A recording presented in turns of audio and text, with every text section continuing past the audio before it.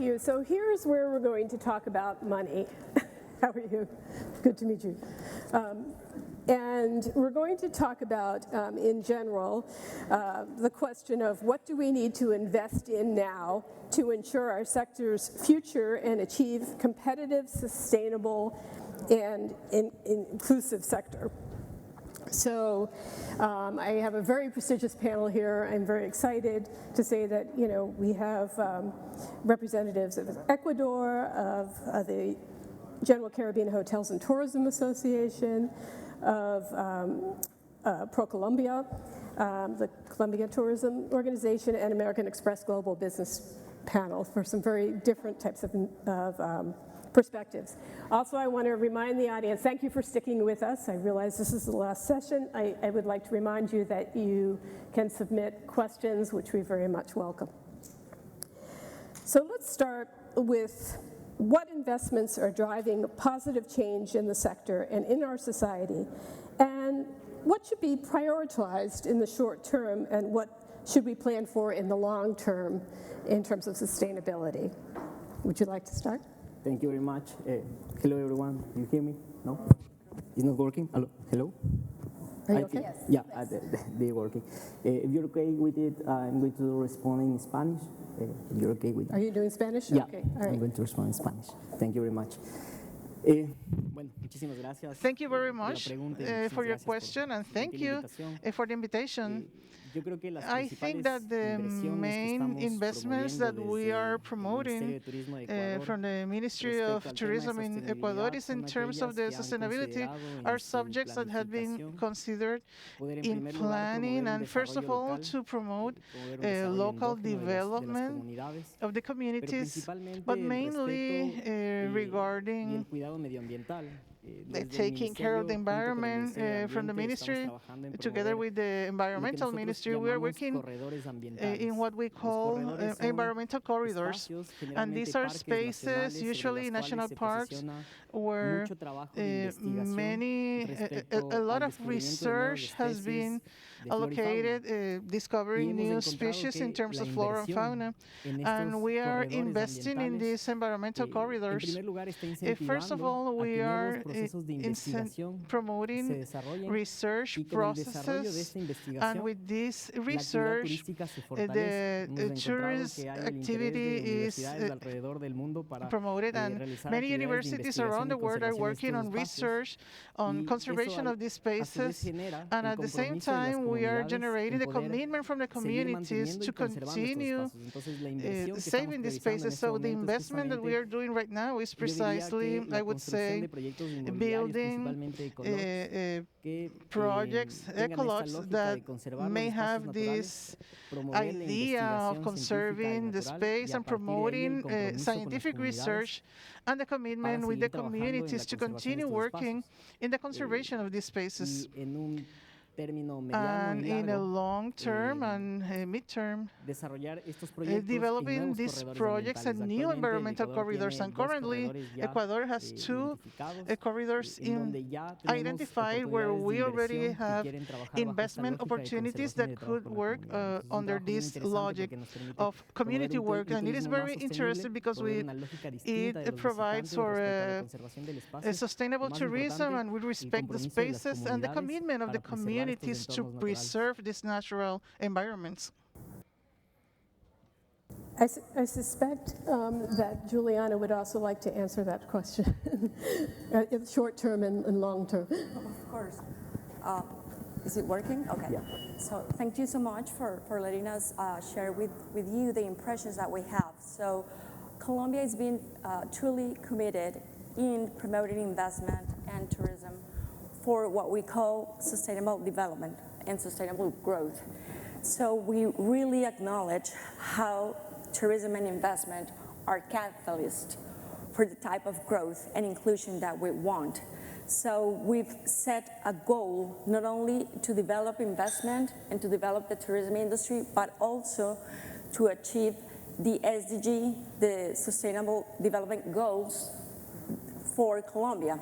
So during COP26 last year, the Colombian government established different goals and set a roadmap, a path that we should follow to achieve carbon neutrality by 2050 and to reduce greenhouse emissions by 2030, and of course to be also declared 20% of our territory as protected areas.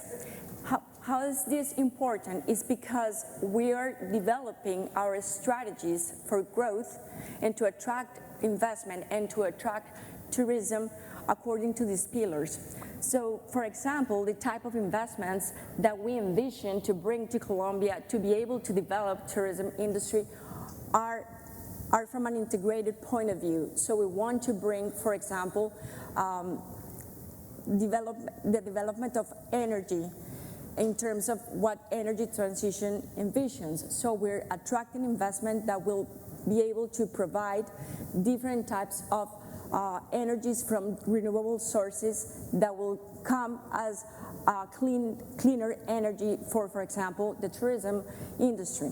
We want to implement what we call circular economy in the tourism industry and to attract investment from that to be able, for example, to recycle PET.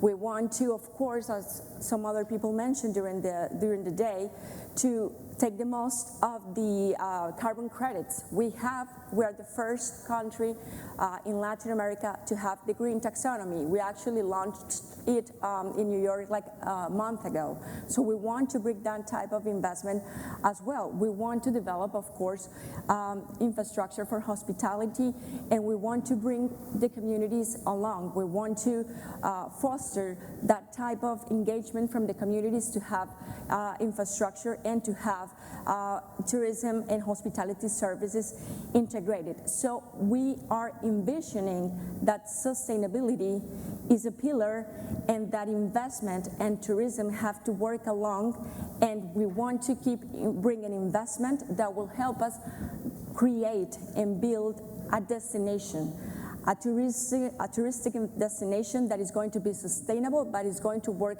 to be able to provide the social sustainability that we have, the financial sustainability that is needed to be able to make this successful. So we see it as an integrated point of view, and of course there are many other possibilities to keep exploring in terms of investment projects. I want to remind ladies that we have a Nicola and a Nicole, so I'll try to pronounce the A strongly. So Nicola, how does the Hotel and Tourism Association for the Caribbean look at short-term and long-term priorities, and what specifically are some of the short-term and long-term? Well, definitely the Caribbean Hotel and Tourism Association, of the voice of the Caribbean in terms of the private sector. We have over 33 destinations that are part of our ecosystem. And for us in the immediate, we launched just earlier today at a press conference, and everyone is talking about coral reefs, but we were just launching our coral preservation and restoration guidelines, which was a project with the Nature Conservancy. And the protection and restoration of our coral reefs is essential as an now, and it's something that through our Caribbean Alliance for Sustainable Tourism has been ongoing in terms of over the years, a project of many of our destinations, some of them extremely successful at it, like the Bahamas and Belize, and others that are forging ahead in a new way to ensure that we get it right the first time around. So it was very interesting what Alexandra said in terms of just the importance of that, but it's not just from a tourism perspective, and a lot of times we focus on travel and tourism and we kind of end up in this silo, and we have to remember that we have to have partnership, and a partnership in terms of our fisheries, in terms of our environment, in terms of the conservationists, in terms of agriculture, and we have to bring everybody to the table. So in the short term, that is definitely our focus, but in the long term, we recently, as many of you have, signed the Glasgow Protocol, and so we are now looking at building out a sustainable program for all our destinations around those goals, and ensuring that we put in front of the new investors that are coming into the Caribbean and the current investors who are in the Caribbean, the fact that it is not a matter of choice, it is a matter of our survival, and we have to make it a priority. So in the immediate, we have some action items that we have been working on, and a part of the element that we must also focus, as I said before, is the linkages. Tourism does not stand alone. Tourism is the driver for many of our destinations, and it also drives agriculture, it drives gastronomy, it drives entertainment, it drives manufacturing, and all of these elements sometimes are doing their own thing and having their own master plan. So for us at the CHTA, it is ensuring that we communicate that message to our stakeholders beyond tourism, that we are all in this together. Many of our destinations are small island states with 20,000, 100,000 persons, some, you know, a little bit bigger like mine, 2.5, almost 3 million persons. But it requires a level of integration and a holistic approach to the future in terms of our investment, yes. Sure, just like Rick Sasso congratulated the cruise industry for working together and really having a common purpose, it sounds like you're very much calling for the Caribbean to work together towards this common purpose. Definitely. In tourism and out of tourism. And you can't achieve it without that togetherness, correct? Definitely not.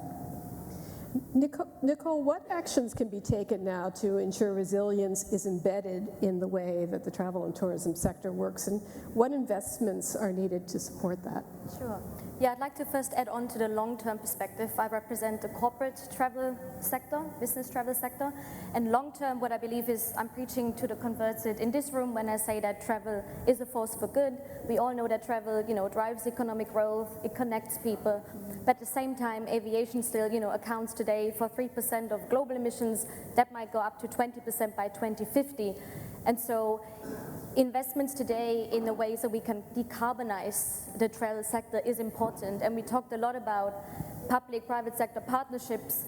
I think the key thing to partner on will be to really invest long-term for now, focusing on that first, long-term on the sort of turnkey solutions, the technology, scaling that technology needed to get to net zero as an industry.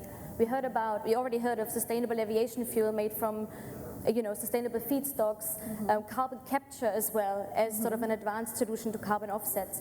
And in the immediate today, I think we all as a sector have a responsibility to leverage the tools that are already available to us. So number one being, we need to measure to manage. So really getting a grasp on what is my impact today, carbon accounting, for example, but also biodiversity footprint, sustainability performance. Once we all know what our footprint is, we can set ambitious targets and report against those in a public way. For example, Science-Based Targets Initiative is a leading authority in the space of validating claims like this, validating carbon emission reduction targets. And then finally, secondly, once we know what our footprint is today, we need to reduce what we can and offset what we can't. And there's many ways, many things we can already do, such as investing in renewable energy, continuing to press the price down. And then, as I said, what we can't reduce today, we should be offsetting. And I've heard a lot of, targets around carbon neutrality, and that's amazing. And carbon credits are important, a really important tool. They have wider socioeconomic benefits, support sustainable development goals, and hopefully, where this leads us, though, is to net zero and real carbon reductions. Since your realm is corporate travel, I'm just curious, there was some bashing of baby boomers earlier today, which I am one. But do you see the corporate traveler of tomorrow being more concerned and questioning more the sustainability aspects we've been talking about? Yeah, certainly. The traveler themselves, so on the road, people on the road are more conscious of their environmental footprint. So what we see as a common trend in business travel is a clear demand from our clients, which include, large corporates and their travel programs. But what their employees, they are asking increasingly, they're asking their travel managers questions around, their travels. Why am I going for this one trip and flying international? Why am I not combining it with the trip that's due in, that business meeting that we had planned anyway? Combining trips more, being more aware of our footprint. And I think COVID has also played into that awareness. To add to her point, what I find being on the other end in terms of a hotelier as well is that every RFP that you get now from a corporate company, there are very specific questions that have been added in terms of what your water conservation efforts are, what are you measuring, your electricity usage, everything. So it's becoming more integrated in the process. Even before that traveler gets on the plane, from a RFP point of view to win the business, it's now becoming an important part of the ecosystem. So we're seeing a lot of that as well. I would like to add up to that it's not only corporate tourism, yes, it's also leisure. That's true. There was a survey conducted by Expedia this year that they came to the conclusion that 65% of the reservations were really looking into sustainable destinations. They're going thoroughly a list, a filter of how sustainable is a destination that I'm going to visit, and if it doesn't comply to what I'm looking for, I'm not going to go to that destination. So there's a really worldwide conscious, and tourists are looking for experiences, and the destination should be able to provide that sustainable experience. So would you go so far as to say that destinations that aren't seriously thinking about this and making the investment in that sustainability experience are going to be left in the cold, as we move further? How much of an impact? I would say that it is important to, and you guys also mentioned this, to keep a partnership between the private and the public sector. For example, we see how if we set the roadmap with the different or the suitable legal framework with the incentives, then you can attract the private sector, both local or international, that come and create that infrastructure that is required and set all the conditions that are required to be able to run sustainable but also profitable business around tourism. For example, there's a flagship project that we're going to be having in Colombia next year that is actually conducted by a Ecuadorian company that is called Metropolitan Touring, and it's going to be the first cruise river that we're going to have through the Magdalena, which is the largest river in Colombia. And what we're trying to achieve is to bring the best benchmark in terms of sustainable tourism, but also to make it profitable. So when we talk about how to make those investment opportunities tangible, but also to be based on sustainability, we have to have the right conditions, the incentives, and of course to engage the right players at, again, the public and the private sector to be able to cooperate and make it happen. I'm going to move on to what technological and digital trends can the travel and tourism sector leverage for a more sustainable future, and what are the opportunities we're missing in that realm? So this would probably have a lot to do with messaging, and maybe you can take that one, Carlos. Okay. Sí. Bueno, yo creo que I think la innovación that tecnológica innovation está avanzando justamente hacia la sostenibilidad. is leading Principalmente en el us turismo. Vemos que, por ejemplo, los to buscadores tourism. o los navegadores o We know los that the grandes buscadores searchers de Internet, de turismo, and ya están Internet poniendo en valor justamente are eh, assigning a value los proyectos que se están enfocando to en those temas de projects sostenibilidad. Vemos that mucho, are dealing las with this nuevas topic. inversiones están utilizando New energías, investment are using renovables o renewable son más energy. eficientes energéticamente. They're more efficient Estamos in the use of trabajando energy. con, We're la working academia y los investigadores with the para academia recuperar and especies nativas y researchers locales to que be han able to sido, get back those native species that we que se han have perdido con lost con el pasar del tiempo. Y yo creo with que un the poco esas passing son of las nuevas time. So tendencias those are the que new las inversiones tendencies en turismo that deberían investors are seguir. looking En el for corto plazo when it estamos trabajando para que comes to aquellos tourism. proyectos Short term, we're working with those busquen projects posicionarse that are principalmente en el looking to Ecuador, position, puedan especially in justamente Ecuador, tener la lógica de recuperación de los with the espacios logistic naturales, of trabajo con las recovering those natural comunidades, spaces, cómo working with the generamos communities, experiencia a través de how la we create autenticidad del país. A veces experiences buscamos through compararnos con otros authenticity destinos y as en we este work efecto comparing de la ourselves comparación, in empezamos with a other perder un poco de destinations. identidad, empezamos a We perder, started to el lose a valor de little bit nuestras of our especies locales, identity of our empezamos, native species. a We started to forget those natural spaces. At the end, what we generated is not an authentic experience. So I think that the tendencies that we're seeing through technology, through digital spaces, is to give value to those authentic experiences, to the native species, the cultural experiences, so that we can generate those authentic experiences under these logic steps. And we are very responsible in this because we need to train our providers, our service providers, so that they understand the importance of and value of authenticity, and that they are committed to going back to those natural spaces, to preserving and conserving it, and having strength through that. You know, to follow up on something you were saying, and I'd like to address this question to Nicola, please. How important does the Caribbean, does your association view the sustainability of culture in the Caribbean? I know that's a loaded question. I think we have seen a definite increase in buy-in into the sustainable culture, and not because, as I said, because there is a big stick to our head, but because of a recognition that it is also good business. I remember starting in the industry in 1992, and I worked at a property, Half Moon in Montego Bay, and we have a mangrove there, and we were doing a lot in terms of sustainability and recycling. And the whole movement really started in the Caribbean, and we honored Frank Rainier earlier today. As I said, he started and other members of the CHD, the Caribbean Alliance for Sustainable Tourism.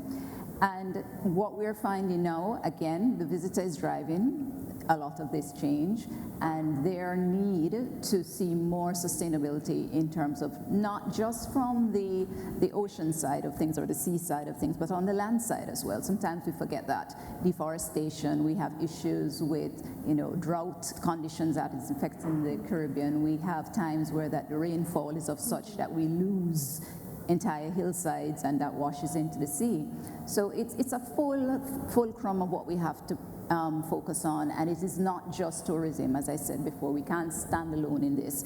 It has to be the community. We have to engage the community. We have talked in the past about community tourism and the importance of community tourism, but it's even more so for us in the Caribbean because we are much smaller nation states, and so our community is a part of the product. And for them to understand the impact on their lives makes it easier for us to see the impact on the visitor. So for the Caribbean, we don't want to focus too much on what is this that we're doing in order to serve the external market to the visitor. What we tend to focus on and talk about as the Hotel Association is how are we sustaining our environment for ourselves and for our communities, and then in turn, the visitor can come and experience what we are doing for ourselves. So that conversation has changed in tourism over the years. In the past, we might have been accused of being, very self-centered and just dealing with issues around how does that impact the visitor. And we have moved completely to saying, how does it impact the community? And if the entire community is behind us, then the visitor can just come and experience what the nationals are experiencing. And so the mindset of sustainability and going into communities and working with various community groups and allowing them, it was mentioned earlier, the shared economy and how much that has impacted tourism and traveling in the Caribbean. We have gone beyond just large hotels and accommodation to really having an impact in various communities where persons are invested in tourism, maybe with one room or two rooms or even a half of a room, but they now understand the benefits of tourism directly, and so the buy-in is a lot easier. So I think overall the mindset has changed significantly, and we see total buy-in and moving forward as a community. Juliana, is it Juliana or Juliana? Juliana. Juliana. Sorry about that. How can we better cooperate globally to drive the right investments in the right areas? And what can the private sector do to support this? And also, what can the public sector do? Of course. As I was mentioning earlier, ProColombia is an investment promotion agency and is part of the Colombian government.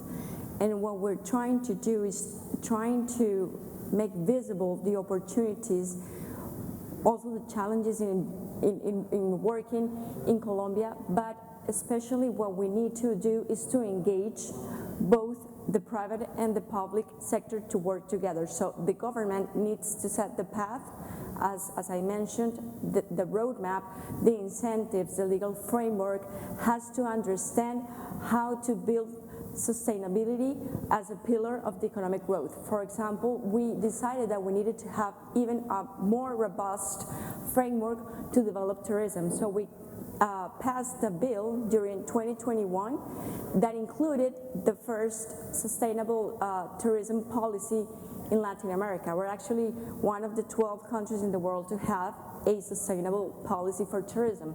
And that has planted the base on how we want to develop tourism and how we want to engage investment for hospitality and infrastructure to be able to create that entire environment for a sustainable destination for hospitality and tourism. So we not only have to engage, for example, the hotels. We need to engage, for example, impact investment funds. We have to bring along blended finance. We need to bring along, as I mentioned before, the road infrastructure that is suitable. We have to bring along air connectivity. We have to bring the energy from renewable sources that will make a less impact in terms of cost or in terms of environment impact. We need to create all the conditions so that we can set the standards and to bring along the international players that have the benchmarks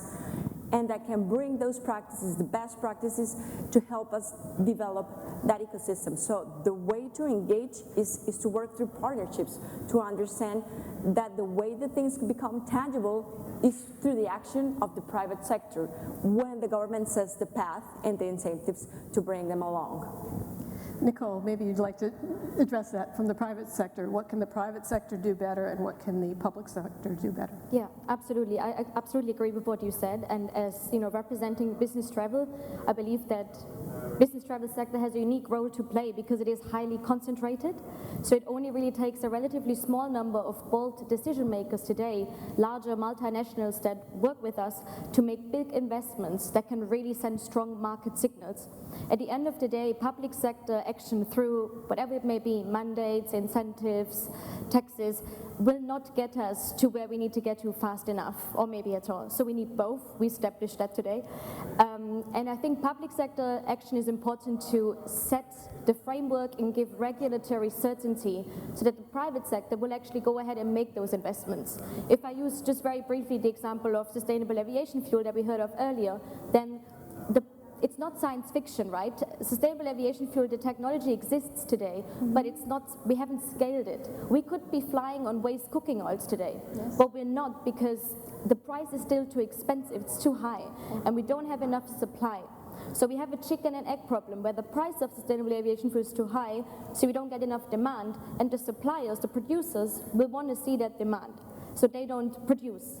And so this is exactly where we need both government and public and private action because, public sector could bring in mandates to really show, right, we're serious about this. And at the same time, private sector can invest today and send those market signals. That's when producers will really start to produce.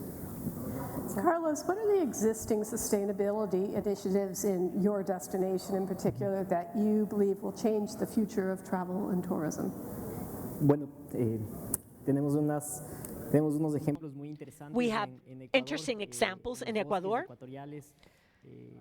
A más o menos 2,000 metros de altura. 2,000 feet of height, we have frozen forests that people used to take down to produce carbon. So we were losing spaces, natural spaces, and of course communities were affected also. And we started working hard to change the perspective of these communities. And we brought in public and private investment. So these communities now are engaged in adventure tourism, ecotourism, research tourism, and we're seeing the transformation because community leaders are women that have taken the challenge.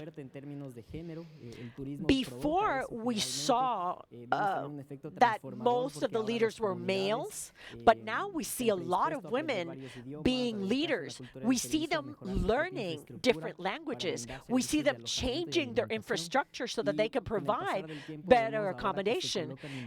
And we see the investment getting in there.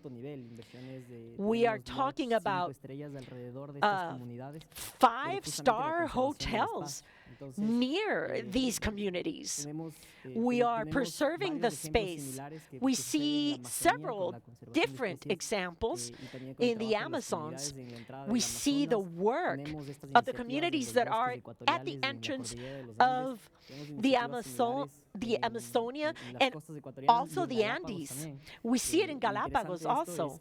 And it's very interesting because as we promote these investments and we see the transformation of the communities, this serves as a guide and a multiplier for other communities that were doing mining and were exploiting natural resources, that they're preserving them because they know that there's an economic benefit.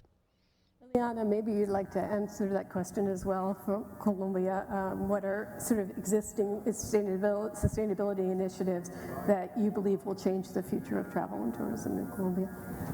I guess what we need to first do, and I think this is something that was mentioned in the previous panel, is to be able to train, to provide information to the different stakeholders throughout the chain, the value chain, to be able to have them engaged, and of course to have them participate and become active actors in this type of that is not a trend. Sustainability is not a nice to have, is a business reality. So they need to become aware that it has to be embedded in their business plans and in the practices, for example, for their business they're running. So I think that the first thing is to bring it along the knowledge, the best practices, and to be able to replicate them throughout the different actors of the value chain. And of course, as I mentioned, to have a roadmap. We love to say roadmaps in Colombia. We have a lot of roadmaps for the development of different industries. And I would say that's something that every country, and this is from a promotion trade organization point of view, there should be a roadmap and a framework in terms of legislation and incentives that will be able to help set the target and the conditions to be able to achieve sustainability, not only in tourism, in all the industries across the economy. So have the roadmap and then seek public-private sector investment once you have the roadmap. Well, unfortunately, we're out of time because this is a very interesting panel. Thank you all for being here. Thank you very much. Thank you for having us.